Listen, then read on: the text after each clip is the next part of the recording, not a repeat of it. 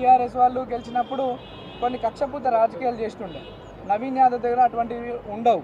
నవీన్ యాదవ్ ఈ రోజు వరకే మీరు మేము ఇప్పటి నుండి మనమంతా ఒకటే. అందరం కలిసి మన ప్రాంత అభివృద్ధి కొరకు కష్టపడదాం, కలిసి పని చేసుకుందామని చెప్పి సందర్భంగా తెలియజేస్తూ, మరి మా అనేక దుష్ప్రచారాలు బీఆర్ఎస్ పార్టీ వాళ్ళు మా మీద నన్ను, నా కుటుంబ సభ్యుల్ని అనేక తప్పుడు ఆరోపణలు చేయడం జరిగింది. వాటికి ఈరోజు ఈ సమాధానం మా ప్రజలు వాళ్ళకి ఇచ్చినారు.